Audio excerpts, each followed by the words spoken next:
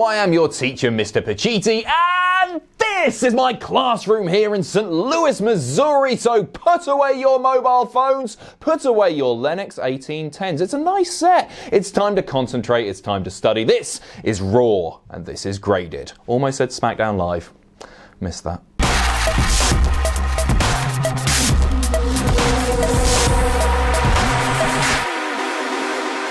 We are kicking things off with Paige. Hello, Paige. We've not seen her in a while. She is here to introduce the team that she has been advising for the past 6 months. 6 months, can you believe it? The Kabuki Warriors, they're still friends, yeah. Paige puts the pair over, but then Asuka grabs the mic from Paige, and Paige is pissed. And then she gets the mic back, and then Kyrie grabs the mic from her, and Paige is even more pissed. And then the mic goes to the floor, Paige picks it up, and then Paige gets green misted in the face. They're not friends anymore. Who'd have thunk it? The partnership is over, and as Paige is stood on the outside screaming, "I need some water, get me some water. I've got the paint in my eyes." Becky Lynch makes her way to the ring. It's time for a match. Becky Lynch taking on Kairi Sane. Really great opening match here, with both women coming out of this one looking really strong. Plenty of time given here, which was nice too. We saw scrapping on the outside. We saw some great submission offense, especially from Kyrie, and a few great near falls too. Anyway, Becky ends up locking in the disarmer after 15 or so minutes of solid action, and this one gets an A-.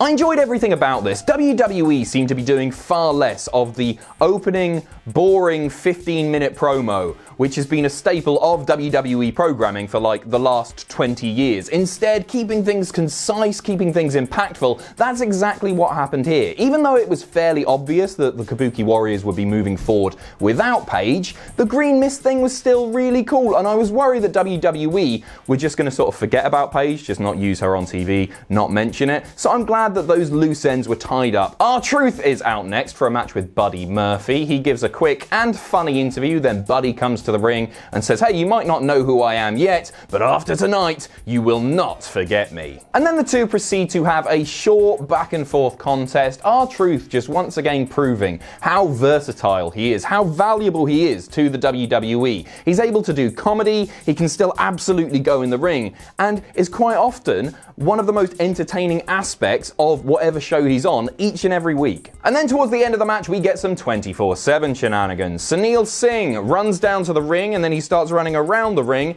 and lots of wrestlers are giving chase to him. All of the people who want the 24/7 title, aka the people who creative have nothing for. So No Way Jose's there, Mojo's there, Erick Young's there, Zack Ryder's there. They're all chasing him around, a big old sort of conga line thing. R-Truth joins the chase. He's running around and around and around. He's about to get counted out though, so he rolls back in, but eats a big old knee to the face. 1, 2, 3. Buddy Murphy is the winner. This gets a C+. Buddy Murphy winning is absolutely the right decision, though I would have preferred him to have a bit more of a serious encounter. This was fine and everything, but it felt less about Buddy Murphy winning the match because he's really good at the wrestling, and more about Buddy Murphy winning because R-Truth was distracted by all of the 24/7 nonsense. And the way that Buddy Murphy is going to get over is by proving just how good he is between the ropes, and that didn't happen last night. Next up, it's the Street Profits, who had a really impressive showing on last week's Raw in their in-ring debut on the main roster. They come to the ring, and the "we want the smoke" thing starting to really catch on. The crowd's super into these guys. So the Street Profits big up their big win last week, and what else do they say? Not much else. Their music starts playing again, and they're going, "We want the smoke! We want the smoke! We want the smoke!" And they're going through the crowd, and everybody's into it, and that's it. That's literally it. I'm gonna give this a C, I guess. I don't know why this wasn't a backstage interview. I don't know why this had to be in the ring, but the crowd seemed to enjoy it, and I think they're going to sell lots and lots of merch, so fair play to the guys. Team Hogan's Ricochet is taking on Team Flair's Drew McIntyre next, and things are starting out hot because Jimmy Hart's there. Great, but things are also starting out hot because Ricochet dives straight into Drew McIntyre as he's making his entrance. Drew quickly takes control though and starts beating down little Trev, working the ribs in a super sadistic fashion, something that Drew McIntyre is better at than almost anybody, with maybe the exception of like Samoa Joe, maybe a few others, but Drew's very, very good at that indeed. And then he starts doing the Drew World Order thing that he's been doing on Twitter. He's basically nicking Hogan's shtick, doing the I've just realised this is leading to Drew McIntyre eating a big boot and a leg drop on Thursday, and Hogan in the ring celebrating with his babyface, but oh, Jesus Christ. That's what's happening, isn't it? Bollocks. Later on, Drew goes for the Razor's Edge buckle bomb thing, but Ricochet manages to escape. Then we get a nice few minutes of just these guys hitting lots and lots of signature moves, lots of near falls. We saw the reverse Alabama Slammer, we saw the Future Shock DDT, all really, really good stuff. Anyway, to cut a long story short, Ricochet goes up top. He's going to go for the 450. Drew manages to get out of the way. Then all of a sudden, out of nowhere, you may say, Randy Orton rolls in, RKO, it's a DQ. Randy Orton is the dirtiest player in the game. Literally. Wash your hands. So there it is, the bad guys looking good on the go-home show before they get red, white and blued all over in Saudi Arabia. This gets a B+, a really enjoyable match. I like the fact that Ricochet looked like he might have it won before Randy Orton slid in there and did his vipey things. And roll on Thursday, when Drew McIntyre lays down for a 66-year-old man with no hips. Brother! Next up, it's Rizzo and Bryant, the Chicago clubs. Now, I don't follow baseball, so I don't understand the specifics of this geographical rivalry, but they're the bad guys. There's obviously some big beef between St. Louis, Missouri and Chicago, Illinois. Whatever. Screw the Cubs, you bastards, probably. Their opponents are the Viking Raiders. The Viking Raiders knacker them in about 2 minutes, obviously, and this one gets a D, because what did it achieve? Nothing. It achieved absolutely nothing. The Viking Raiders are so past the point that they need squash matches against local talent, against jobbers. They should be beating established teams on the Raw roster. The AOP need to hurry their asses up and get themselves back in that ring.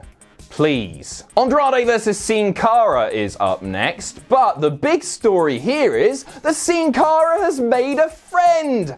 Carolina, his new manager, tag partner maybe, mixed match challenge is probably coming up, I don't know. It's NXT superstar Catalina Garcia. I've only seen a few matches of hers, but she seems really decent. And yeah, Sin Cara's got a friend. Friendship is important. As all the bronies watching would say, friendship is magic. Now go and have a wash. Also, they have a really cool entrance where Carolina is on the apron and then Sin Cara runs down to the ring, boing, over the top, over her head into the ring. And I, for one, am really looking forward to Carolina eating a big old face full of Hunico. Anyway, on to the match. We know these two work together well. This was no exception, but the match itself was a little bit too short for my liking. Sin Cara perhaps looked like he had it won, but then Zelina Vega gets up on the apron, distracts the referee, but then she's taken out by Carolina on the outside, but Andrade then rolls up Sin Cara, holds circle, he gets the dirty pin on, feet on the rope, 1, 2, 3, and Andrade is the winner. This gets a C. The match was too short to really get going, but what we did see was good. Carolina is clearly the worst friend ever, absolutely useless. I'm not sure I fully agree with Sin Cara losing this one, and I love Andrade a lot, but if this feud is going to continue, I think, especially with the introduction of a new manager, that Sin Cara could have won this one. He could have won with a roll-up too, that wouldn't have bothered me, but if this is going to continue, you can't just have him lose, especially when you've introduced Carolina, the worst friend ever. Rubbish. Charlotte and Natalya are out next. They are taking on the IIconics, who we haven't seen in a little while. Welcome back, Peyton. Welcome back, Billy. I'm not really sure why Natalya is teaming with Charlotte at all. I guess Natalya is just going to go from tag team partner to tag team partner, seemingly at random. She had Lacey the other day, didn't she? Who's it going to be next week? Carolina, maybe. This one gets no time at all. Charlotte and Natalya in control for the vast majority of the match. Billie Kay ends up tapping out to the sharpshooter. Peyton Royce tried to make the save but gets speared. That was kind of cool. But this, once again, didn't really achieve anything. Gets a C. Quick backstage interview with the Universal Champion Seth Rollins now. He says that the only way to end the Fiend is to beat the Fiend. Don't you dare, Vince. Don't do it. There's only one man who should be beating The Fiend, and his name is Hulk Hogan when it comes crashing. Anyway, it's time for a Falls Count Anywhere match, and Seth Rollins is taking on Bray's old pal, his little buddy, his big buddy, his very big buddy. Erick Rowan versus Seth Rollins, Falls Count Anywhere, and this one quickly spills to the outside, and then through the crowd, up the stairs to the backstage area. But then Seth Rollins gets all scared. He locks himself behind a door and he's taunting Erick Rowan through the little window. So Erick Rowan finds Luke Harper, his best buddy, gets Luke Harper's scarf that he always wears, wraps it around his hair and just punches through the glass. It was wrong show. This was nowhere near as good. In all seriousness, there were some pretty cool moments here, but it all did feel a little bit sterile. The moments that spring to mind, I guess, them brawling backstage and then trashing the merch area, and then Rollins getting put through the table. And then we went to break and we come back and they're all of a sudden down at ringside again. They must have pegged it down there in those 3 minutes. This ringside action doesn't last long though. They head up the ramp, and then something that I thought was really, really cool, actually. Seth Rollins sets Erick Rowan up for a curb stomp on the announce table, nails it, pins him, Rowan kicks out at 2. I love that. Like, I was worried about Erick Rowan getting immediately lost in the shuffle on Monday Night Raw, especially after the tag match at TLC. I wasn't too optimistic about his future on Monday nights. But now, he's in a match with the Universal Champion and he's kicking out of a curb stomp. I like that a lot. They end up backstage once more, some weapon shots and all sorts of stuff. But then Seth Rollins gets in a forklift and pins Erick Rowan with it. Shades of Rock and Foley from Halftime Heat. 20 years ago, nobody's gonna remember it. He pins him with the forklift with a pallet on it. 1, 2, 3, Seth Rollins is the winner. Rollins then comes back out on the ramp. He stands on the announce table. He's posing. The crowd are actually cheering him. Good job, Missouri. And this was an enjoyable match. It gets a B+. I'm really glad that they're pushing the whole Rollins is the fightingest of the fighting champions thing, because I think that's how maybe you can turn the audience back onto Rollins a little bit, as long as he stays off Twitter. And Erick Rowan, as I say, pretty big rub for him here. The only way that Erick Rowan could be taken down is with the help of a really, really big, heavy bit of machinery. So that's cool as well. AJ Styles versus Humberto Carrillo is up next, and another impressive and important strong showing for Humberto Carrillo. Even in defeat, he looked good here. I didn't like the match as much as I liked the match with Seth on last week's show, but it was still good. Some nice spots here, as I think you would expect from these two. The ones that spring to mind, there was a great tornado DDT on the outside of the ring from the crowd barrier by AJ. There's a great near fall following the Aztec press, and another great near fall following that fantastic moonsault. Carrillo didn't quite get all of it, but it's still very, very impressive indeed. Really great facials by Carrillo, by the way. When he gets a near fall, you believe the shock. You believe the frustration. I really do think this guy is going to be a star in the not so distant future. Fast forward a bit, he loses the match. It's not important. Anyway, he does a springboard. Gets caught mid-air by AJ, who has been working the leg, and then locks in the calf crusher. Sensible psychology, Carrillo is forced to tap out. After the match, AJ rolls back in the ring. It looks like he's going to do something nice. He extends his hand for a handshake, but it's no handshake. It's a heel shake, and he does that thing. Humberto Carrillo's all pissed off, and he levels AJ with a punch, but AJ goes straight back for the leg, nails a Styles clash, stands over him.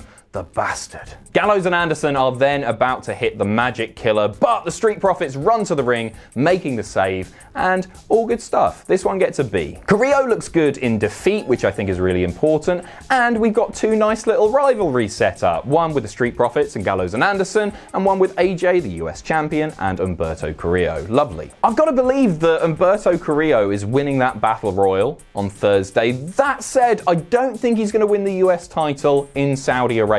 I think there's a bit more mileage that they can get from this feud. They're going to drag it out a little bit longer, and I think that's probably the sensible thing to do too. It'll feel even bigger if he wins it a month or two down the line. Main event time, and it's the Divorce Court with Jerry the King Lawler and Lana and Rusev. Main event.